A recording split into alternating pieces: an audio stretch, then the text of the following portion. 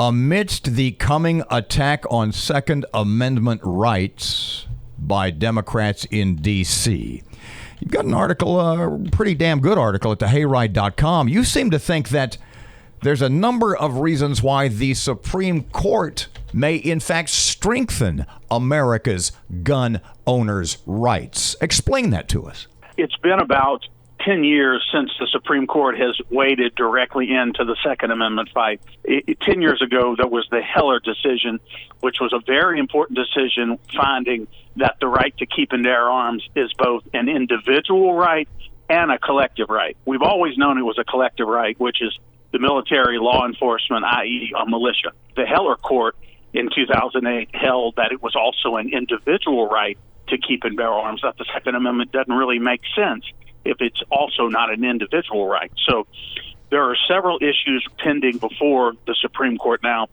This is the issue they address every time they take up a case, a Second Amendment case. How far may a state go in restricting the individual right to carry guns outside a home?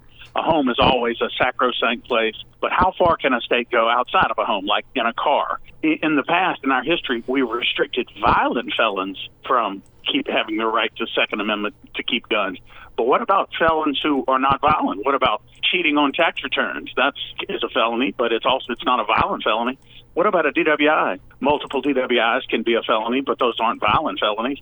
So how far can a felon be restricted from a firearm? The case you cite in your hayride.com article is the New York case, and you can explain that just a little bit.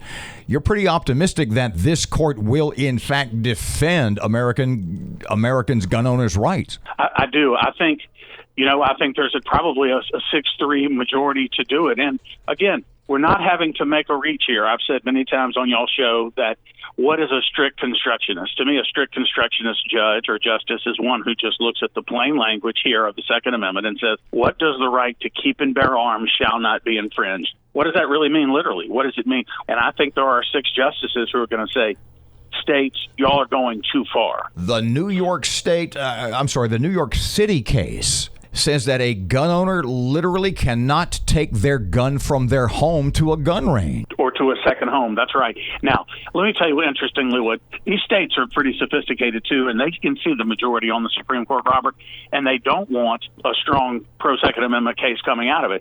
So the city of New York quickly repealed its own regulation on taking a gun to a gun range or taking a gun to a second home. So the Supreme Court said, well, that's now moot. We don't have to hear it. Other people said, no, it's not moot, because the city could turn right around and do that again.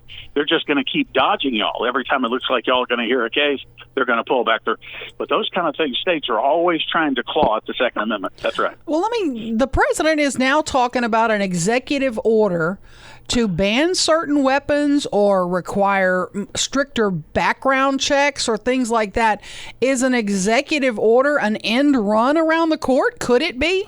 Executive orders can be challenged in courts also, but what we're talking about is just a multi-year process in getting there. Look at some of the executive orders that got challenged that didn't have to do with guns during the Trump administration. Immigration was one of them. It ended up being that the Supreme Court said the president has the power to do it, but it took 3 years. And they know that. They're very sophisticated attorneys, what I consider to be people who are opposed to gun rights.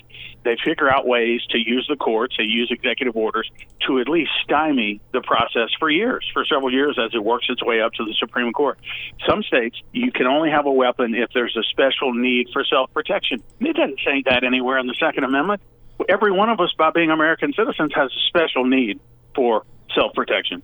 For a state to say, basically, unless there's something you do that gives you a special need for a handgun, you don't get to have one. Well, that's not what the Second Amendment said.